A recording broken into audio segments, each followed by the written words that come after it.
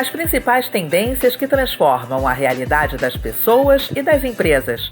Está no ar o podcast Lab de Tendências, da Casa Firjan.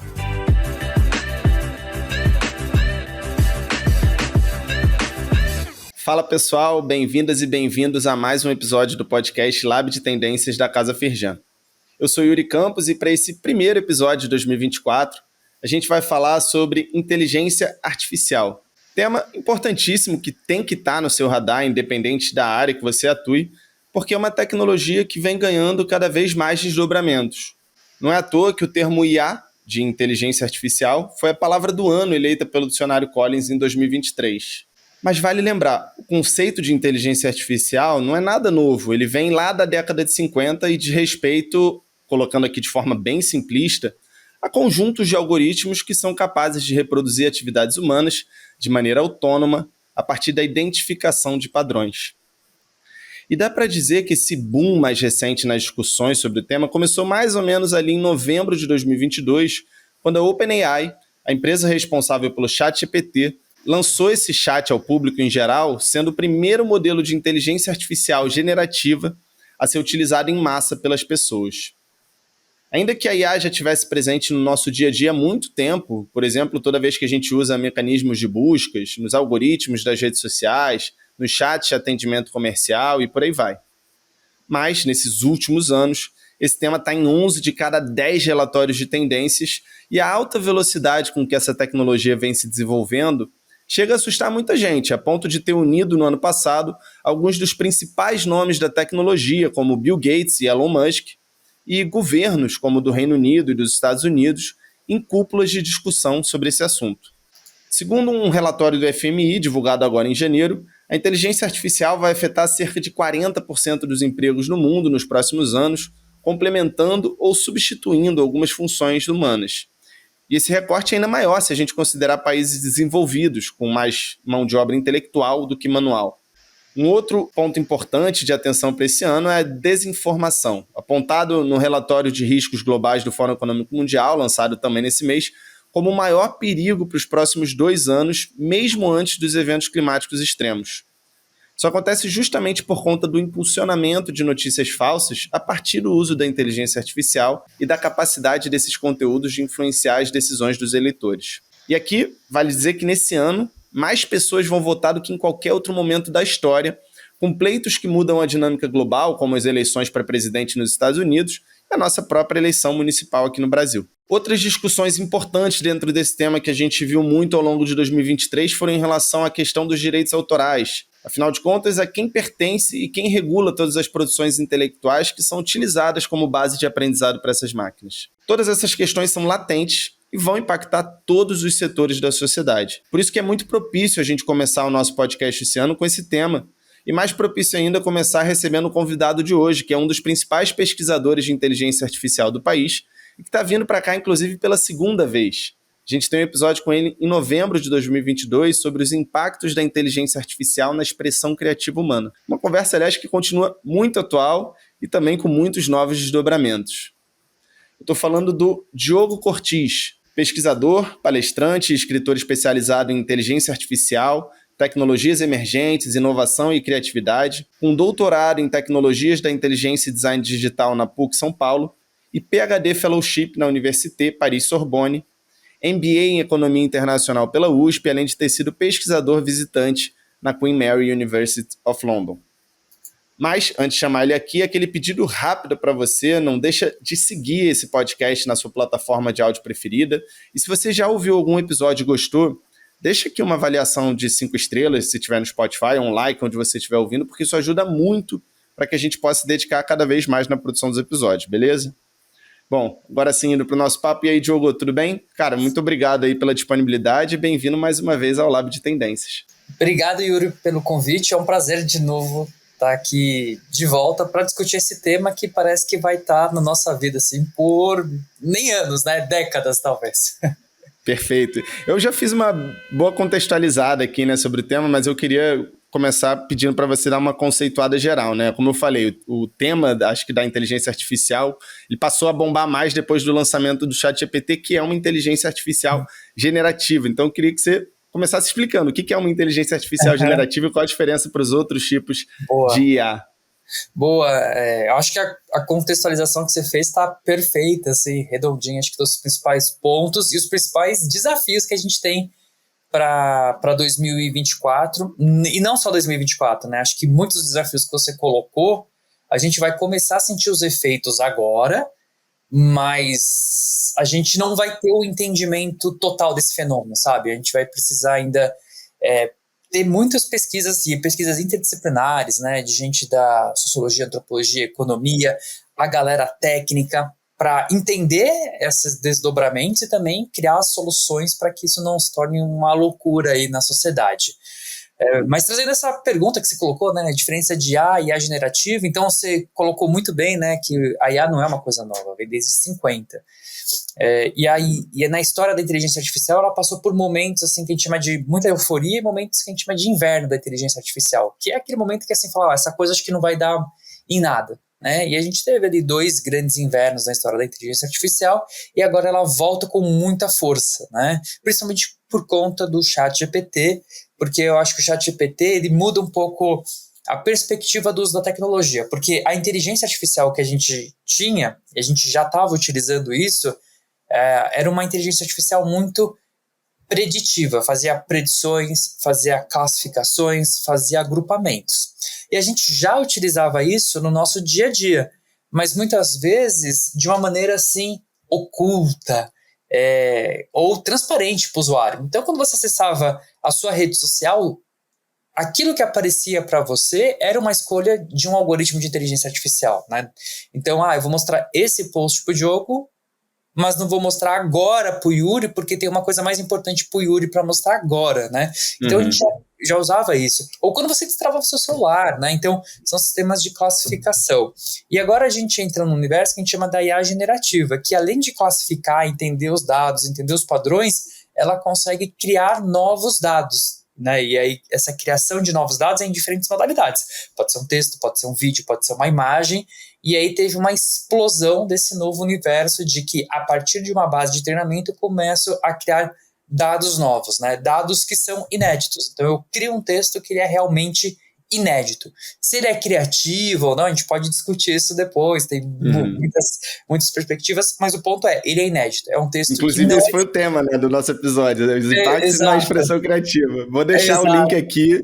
Aliás, vale lembrar, né? Eu vou deixar o link desse episódio, vou deixar, enfim, várias referências que a gente for citando aqui ao longo da nossa conversa, vão estar todas num link na sinopse do episódio. Mas continue aí, Diogo, desculpa. Exato, e então é isso, né? Você tem conteúdos que são inéditos. É um texto que não existe. Se você procurar por ele, você não vai encontrar. É claro que ele vem de algum lugar, e esse algum lugar são essas bases de treinamento. Então, são tantas camadas que a gente pode discutir aqui, né? Porque mesmo hoje, um outro ponto que também vai estar em discussão é sobre direitos autorais. Porque o que acontece é que essas grandes inteligências artificiais, elas precisam de uma base de treinamento, assim, tipo, gigantesca. Assim, é tipo ter que ler quase tudo que existe, sabe? E para isso eles vão usando sem pedir permissão. Então, recentemente, no fim do ano, assim, na viradinha do ano, a gente teve a situação do jornal The New York Times, que colocou a OpenAI e a Microsoft no pau, né? Ou seja, entrou com um processo mesmo judicial contra as duas, falando, você usou meus dados aqui para treinar, violou o direito autoral, né? E a gente precisa resolver isso.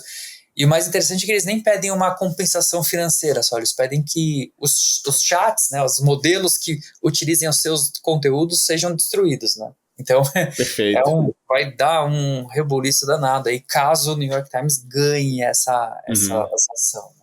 Essa questão de direitos autorais é importante, acho que a gente pode falar um pouco mais para frente, mas a gente tem um outro episódio aqui também, especialmente sobre inteligência artificial generativa, que a gente trouxe alguns cases, né, tipo escritores que têm um determinado padrão de escrita, ou até artistas que têm um determinado padrão de arte, que tiveram as suas propriedades intelectuais usadas nessas bases e foram gerados diversos outros trabalhos a partir desses inputs iniciais, e eles não receberam nada por isso e nem sequer autorizaram previamente, né? Então, enfim, acho que tem muitos cases interessantes para a gente explorar nisso. Mas eu queria E voltar aqui um pouquinho do início, especialmente assim nessa parte que a gente começou falando sobre como que a inteligência artificial generativa mudou, né, a forma como a gente percebe esse tema. A gente tem visto o Google, a Microsoft, o próprio TikTok incorporando modelos de inteligência artificial generativa nos seus serviços. E eu queria que você falasse um pouquinho como que você acha que essas IA generativas vão mudar a forma como a gente navega na internet e nas redes sociais. Porque ainda está recente, né? Recentemente, acho que a Microsoft anunciou que incluiu um botão, assim como incluiu lá atrás do Windows, um botão de inteligência artificial generativa para facilitar a forma como a gente navega, como a gente utiliza esses serviços, o próprio Excel, PowerPoint e tal. O que você acha que vai mudar daqui para frente nesse sentido? Acho que só um comentário breve, essa sacada da Microsoft de adicionar o botão no teclado, eu achei, genial, assim. Porque é uma forma dela se posicionar a partir do design mesmo como uma das líderes em inteligência artificial, né? Então eu achei uma sacada muito boa. Microsoft que vale lembrar, né? Que investe na OpenAI desde 2019, enfim, que está muito dentro desse tema. E essa parceria super estratégica, né? Exato. Pois é. E coincidência ou não, acabou de se tornar a empresa mais valiosa do mundo, passando a Apple depois de muito tempo. Né? Enfim, se vai manter ou não, mas já é um sinal importante de que as pessoas realmente estão valorizando as empresas que estão atentas à inteligência artificial. Exato. Então eu acho que assim, a gente vai ouvir falar de IA generativa em tudo, assim, sabe? Aliás, já estamos ouvindo, né? Tipo, eu fui no mercado esses dias e aí, tipo, tinha uma escova de dente elétrica com inteligência artificial, sabe? Eu falei... Como é que era essa escova? Né? Então você vê inteligência artificial em tudo, sabe? Ano que vem a gente vai comprar um panetone e vai estar escrito, sabe? Panetone foi... Então, mas acho que é o novo mundo mesmo, né? Acho que essa tecnologia é cada vez mais persuasiva, cada vez mais pervasiva também, né? Acho que persuasiva no sentido dela nos convencer a usar, de trazer benefícios, né? E trazer desafios também, e cada vez mais persuasivas de estar em vários lugares e a gente utilizar isso, né? Então, a própria Microsoft tem aquele esforço do Copilot, né? Que é colocar inteligência artificial em tudo, ou seja, tipo, no Teams, no Word, no Excel, da mesma forma o Google também, né? Vou colocar o Do It, né? Eles chamam de Do It também em todas as ferramentas e tal. Então a gente vai entrar num serviço e vai ter a opção de algo com inteligência artificial generativa, sabe? Isso vai trazer uma nova forma como a gente vai criar conteúdos, como a gente vai editar conteúdos, como a gente vai interagir com a própria tecnologia, né? Que tipo de interfaces. Então, eu acho que a gente está entrando num momento mesmo de uma mudança e quebra de vários paradigmas do uso e da interação com a máquina, né? Então, legal. Isso é um conceito bem legal aí. Para dar um exemplo mais prático, né, saindo um pouco dessas big techs, aqui no Brasil, alguns meses atrás, saiu uma notícia dizendo que a construtora MRV já inicia 50% das vendas com seu próprio sistema de inteligência artificial que usa o ChatGPT como base, e dessas vendas, mais de 90% desse atendimento já são finalizados sem intervenção humana.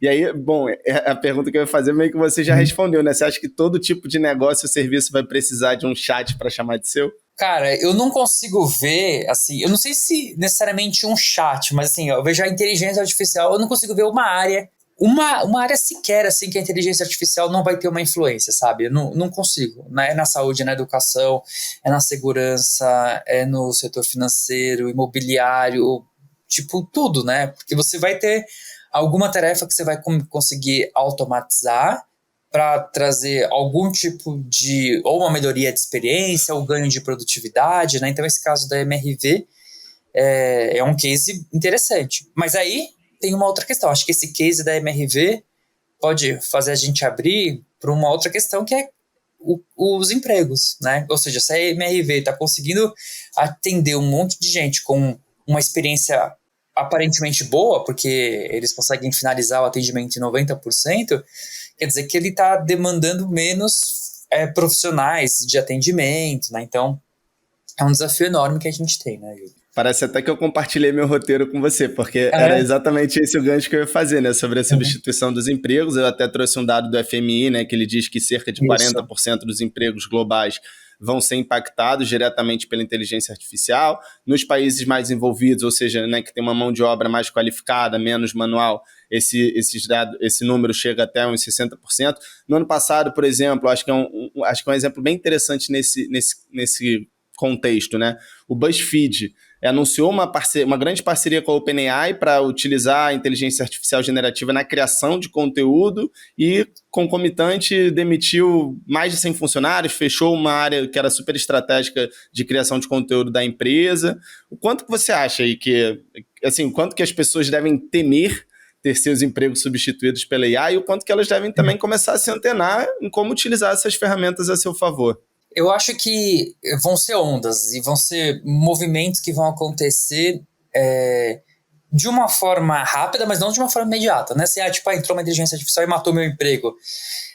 Porque hoje o que a gente consegue mapear e entender é que a inteligência artificial ela não tem a habilidade, a capacidade para substituir uma profissão inteira do começo ao fim, sabe?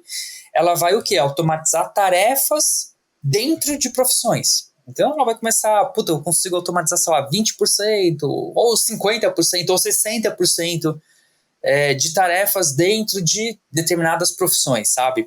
Uhum. E então aí a gente tem um caminho das pessoas que são esses profissionais especializados, né, se dedicarem ao estudo da inteligência artificial, falar, beleza, como eu incorporo a inteligência artificial como meu amiguinho de trabalho aqui, sabe, para me ajudar, para eu ter um ganho de produtividade, para eu melhorar o meu serviço prestado.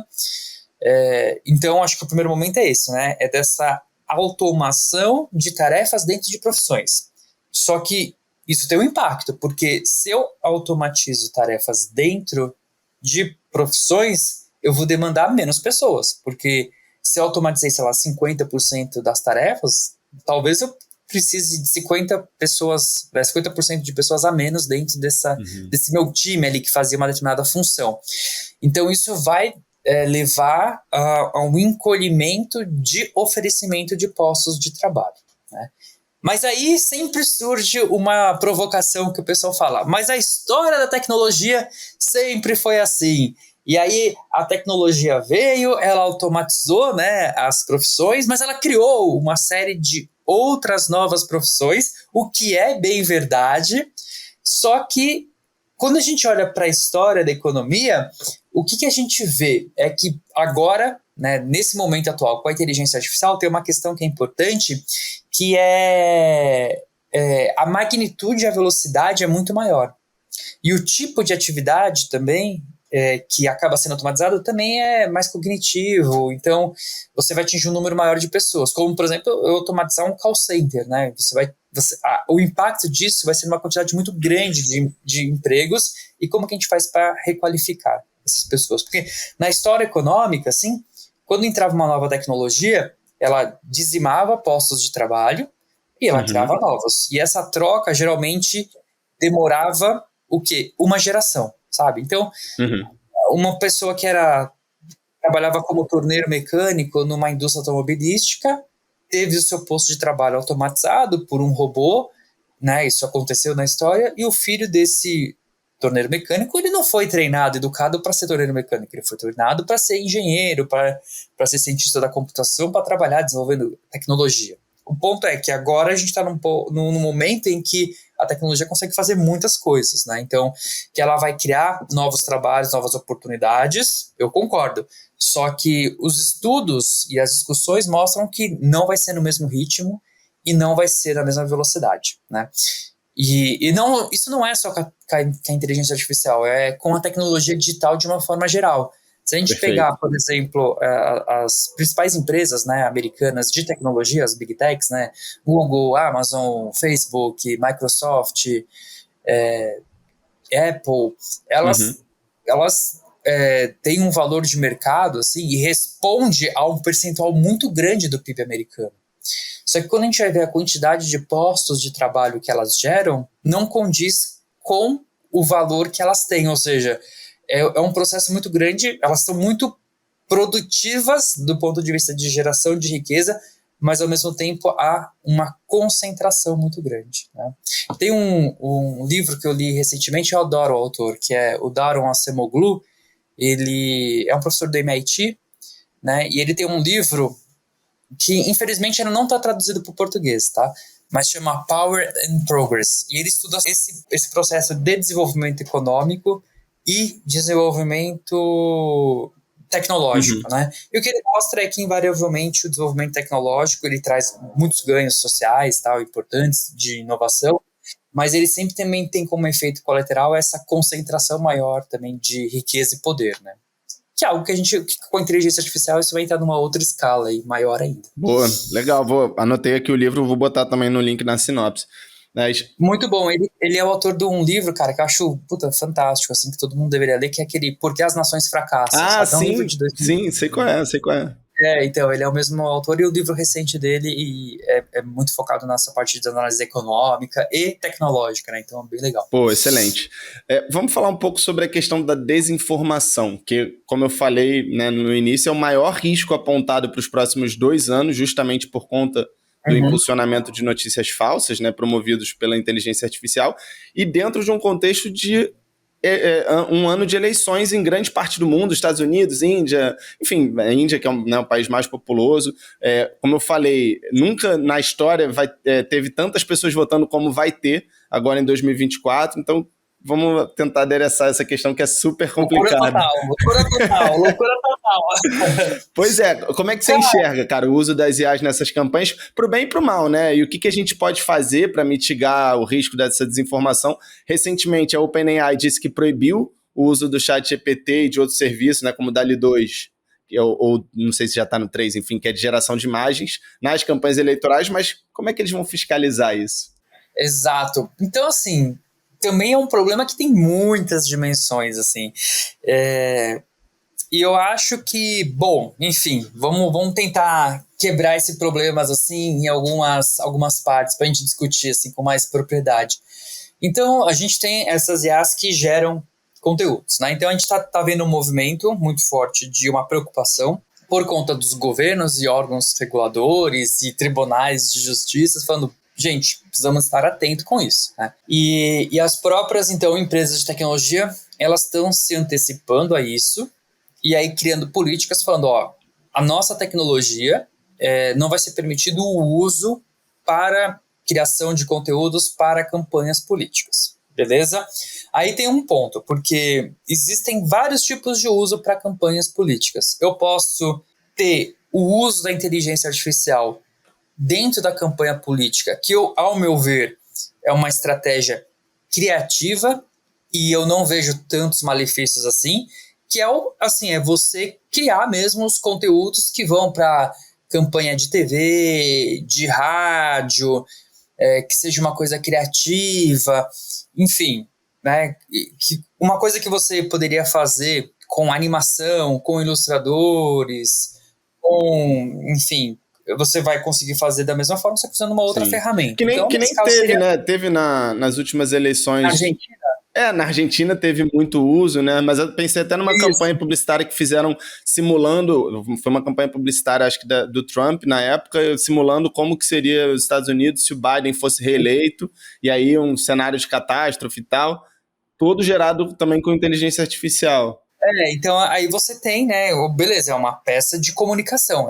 Ela tem, vamos dizer assim, um efeito um pouco menos danoso, ou na verdade você pode ter um efeito positivo, que assim, eu nem vou falar do meu oponente, sabe? Eu vou fazer peças que são só sobre o meu candidato, né? Fazendo caricaturas com ele, colocando ele, criando peças com aviso, visuais, né? Tipo, essa campanha foi... Isso, pela minuta do TSE que está em discussão, teria que ser feito isso. Só que, por outro lado, a gente tem um uso que é muito danoso, que aí é super preocupante mesmo, que são os usos de deepfakes, né? Que aí é utilizar a inteligência artificial para fazer um vídeo de um candidato falando ou fazendo algo que ele nunca fez ou falou. Isso é muito preocupante, né? Ou criação de conteúdos, assim, numa quantidade muito grande de textos, por exemplo, que você vai produzindo textos tão grandes, soltando nas redes sociais, que isso pode ter impacto de viralização ou de indexação. Então, assim, é um desafio enorme, né? Então, beleza, a gente tem esse desafio, né, que a gente, tem usos que podem ser positivos, usos que são negativos e usos que são, tipo, abomináveis, né, que seriam proibitivos. Como que a gente resolve esse problema? Bom, as Big Techs, então, vieram e falaram, a gente vai criar políticas que não pode usar. Beleza. Só que tem uma questão técnica, né? Como que eu faço? Porque a OpenAI, ela pode até tentar, né, barrar algumas coisas de uso, mas por enquanto isso está mais no nível das políticas, né? Não pode usar. Beleza, as pessoas podem usar, né? Então eles até criaram um mecanismo que agora você consegue customizar seu chat GPT, criar o seu próprio robô lá, né? Então tem um mecanismo que você pode denunciar, esse robô aqui está usando para ser feito campanhas falsas e tal. Então você pode denunciar, eles podem derrubar. Só que, além disso, né, a gente tem tanto essas empresas que são comerciais, né, e aí, obviamente, elas devem uma prestação de conta para a sociedade, para os órgãos reguladores, mas a gente tem o quê? Uma série de outras ferramentas que são de código aberto. E aí a gente vai ter grupos políticos específicos que vão utilizar isso, não necessariamente o chat GPT da OpenAI, não, é um outro modelo que eles vão usar nos seus próprios computadores para criar conteúdos, né? Então a gente tem todo esse desafio na parte de produção de conteúdo, que a gente pode até pensar em regulação, como o TSE está pensando, ou as políticas, né, meio autorreguladas das plataformas, só que isso impõe regras, mas não impõe um controle tecnológico. E aí você vai ter as ferramentas que vão estar livres ali para ser utilizado. Tudo isso na produção, certo? No mundo ideal, seria adequado o quê? Porque como isso vai ser vinculado? Isso vai ser vinculado principalmente por meio de grandes plataformas, certo? Então, a gente produz esses conteúdos, né? Eu digo a sociedade, não sou eu, porque eu não trabalho com deepfakes e fake news, tá? Mas assim, as pessoas produzem esses conteúdos para ser divulgado por meio de plataformas, assim, vai ser em serviços de WhatsApp mensageria, principal, de mensagem, ou redes sociais. Então, no mundo ideal, né, as plataformas deveriam criar mecanismos de identificação de conteúdos que foram criados por inteligência artificial e marcar aquele conteúdo ou, de certa forma, até mesmo moderar aquele conteúdo, né? Ou restringir a divulgação, enfim, aí vai depender das políticas. A questão e aí muita gente vai falar, não, mas as Big Techs, elas não estão trabalhando nisso, porque quanto mais informação correr, mais lucro para elas, né? É uma mensagem que a gente escuta bastante por aí. E eu acho que ela é infundada e ela é incompleta, porque hoje, né, eu acompanho bastante de perto, ainda está sendo discutido o padrão para fazer isso, sabe? Tipo, como que eu detecto que essa imagem realmente foi feita por inteligência artificial, né? E hoje, então, você tem dois mecanismos, né? Um que é de provenance, que é assim, essas inteligências artificiais, na hora que elas criam conteúdo, elas colocam metadados dentro delas, padrões, né, de bits dentro desses conteúdos que, a hora que passar por um modelo, ele fala, foi feito por inteligência artificial, né? Só que, de novo, vão ter outras ferramentas que vão estar alternativas ali que não vão ter esse provenance, certo? Então é um jogo de gato e rato, assim, porque pequenas modificações do conteúdo pode fazer um modelo que identifica que algo é feito por inteligência artificial como não sendo feito por inteligência artificial, sabe? E é uma área muito recente, assim, tem tipo 3, 4 anos, sabe? Então, pra gente chegar numa solução final, ainda vai levar um tempo, né? E as Big Techs... E a gente não tem esse tempo, né? Esse é o lance, né? Porque 2024, como eu falei, as eleições vão mudar as dinâmicas globais e elas vão ser influenciadas. E a gente contar com a responsabilidade das plataformas é realmente complicado. Eu acho que até elas estão fazendo um esforço, sabe? Só que, assim, tem um limite tecnológico que, tipo, a gente não atingiu ainda para fazer todo esse controle, essa validação, né?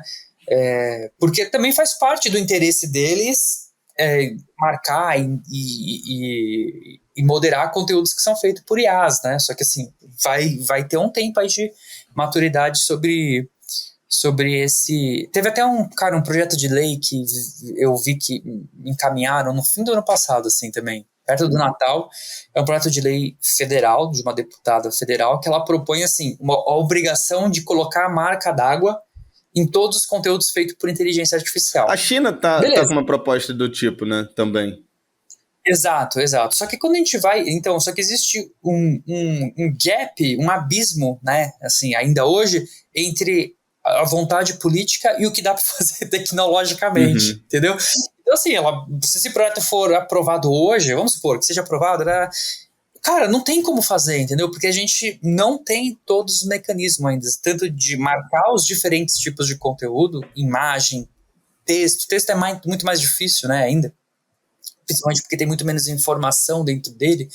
De informação que eu digo assim, de bits mesmo, que você pode manipular, né? Então, assim, cara, a comunidade técnica, ela tá debruçada nesse assunto, sabe? Mas ainda não chegou nas soluções que são comerciais, aceitáveis, e vai levar um tempo. Então, esse ano realmente é um ponto de inflexão mesmo. Boa. Antes da gente avançar um pouquinho aqui nessa discussão, eu queria só voltar para o conceito de deepfake, porque a gente falou por alto, mas eu acho que é um dos conceitos chaves aqui quando a gente fala sobre desinformação.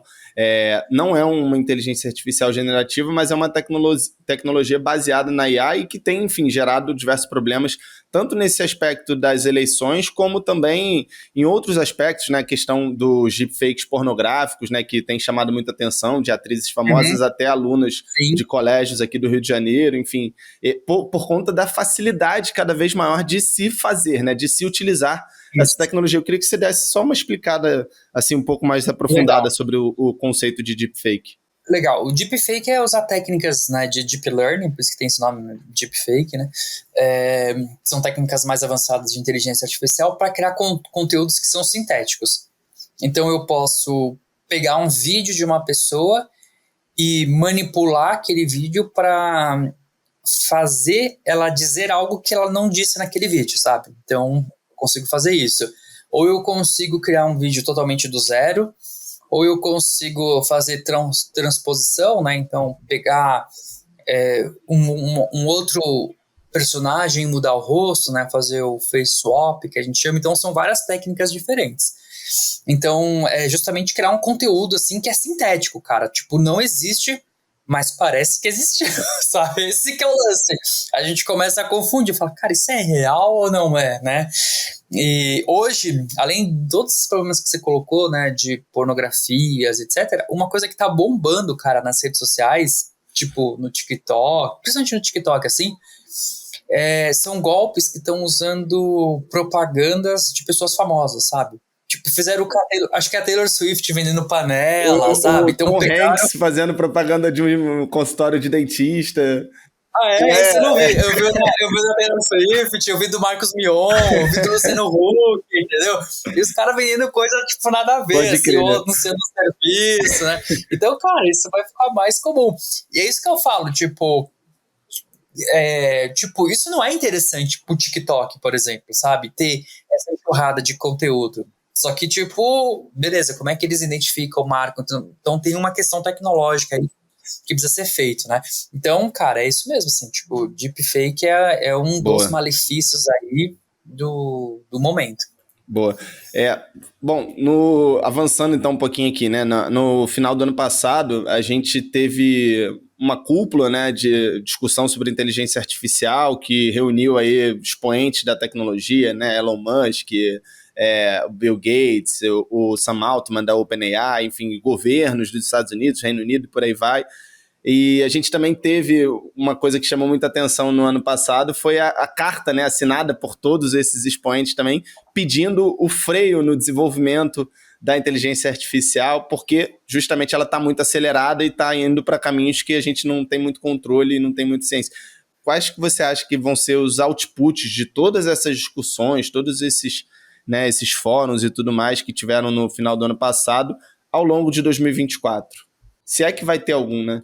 Tá, bom, acho que a gente tem movimentos que são, hoje, o universo da inteligência artificial, a gente tem 2 grandes grupos. Não, vamos colocar assim, 3 grandes grupos, sabe? A gente tem e são termos assim que até a comunidade técnica meio que acabou adotando, né? Que são os AI Domers, né, que são tipo os pessimistas, que é essa galera, a inteligência artificial vai extinguir com a humanidade, a gente tem ou parar o desenvolvimento, ou pensar em outra forma de desenvolver isso, né? Foram muitos que propuseram as cartas, né, de parar a inteligência artificial e tal. E eu lembro que quando saiu essa carta, até a Folha de São Paulo, o jornal, eles têm uma seção que chama debates, né, debates e tendências, em que eles chamam duas pessoas para trazer pontos de vista diferentes, né? E aí eu fui convidado para escrever e meu ponto de vista foi ser contrário à carta, assim. Sim. Do tipo, não adianta parar o desenvolvimento por 6 meses, porque 6 meses, assim, vai fazer o quê em 6 meses, sabe?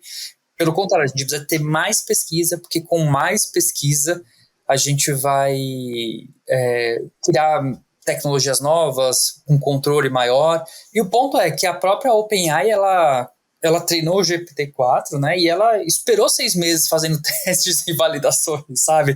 Antes de soltar ao público, né? Mas ali tinha alguns interesses também. Por exemplo, até o próprio Elon Musk assinou a carta e agora ele lançou sua inteligência artificial. Acho que foi um momento meio de pânico mesmo. Que tipo, a OpenAI veio com uma ferramenta, soltou na mão da galera, a galera pirou, porra, que legal, dá pra caramba, sabe? E bagunçou todo o cenário. Então a gente tem esses AI Doomers, né? A gente tem os AI Ethics, que é uma galera que bate muito no desenvolvimento ético da inteligência artificial, e a gente tem os aceleracionistas, né? Que são essa galera que quer acelerar o desenvolvimento, que fala, tipo, no longo termo vai trazer mais benefícios do que desafios, né? Então a gente tem esses 3 grupos hoje. Qual que é o impacto para 2024, 2025, 2026? Eu acho que o impacto é a sociedade estar mais atenta ao desenvolvimento e principalmente fortalecer as discussões sobre regulação, porque hoje eu acho que está bem sedimentado, assim, bem fortalecido o debate político sobre a regulação da inteligência artificial, né? Então, também na finaleira do ano ali, passado, a União Europeia, então, aprovou, né, o que pode ser o marco regulatório de inteligência artificial, né, o AI Act. Não é que ela já entrou em vigor e está aprovado, não. Foi assim, precisa ser passado pela votação formal ainda, mas vai ser uma formalidade, né? Mas chegaram no acordo ali do que vai ser, né? E no Brasil também, né? E qual a sua opinião sobre essa regulamentação proposta aí pela União Europeia? Uma vez que regulamentações na União Europeia, vale lembrar, né, são sempre muito importantes porque a gente usa muito como base para desenvolvimento de regulações sim, aqui. Ela dita regulações no mundo todo, assim. Cara, eu acho que tem um desenho interessante, porque é uma regulação, porque eu sempre falei, né, desde o início, quando comecei essa discussão no Brasil, eu participei de muitas audiências públicas, porque me chamaram, né, no Senado, na Câmara dos Deputados, e falava, gente, quando a gente está falando de regulação de inteligência artificial, a gente tem que entender muito bem o que vocês estão chamando de inteligência artificial, porque, tipo, não é uma única tecnologia, a inteligência artificial é uma área de conhecimento, que ela vai se desdobrar de diversas formas, e eu acho que a gente tem que pensar em casos de uso, sabe, tipo, como que a gente regula a IA, tipo, nesse cenário específico? E eu acho que a União Europeia, ela faz uma leitura parecida porque ela propõe uma regulação assimétrica e baseada em riscos. Ou seja, tipo, não existe uma regulação para tudo que é inteligência artificial. Não.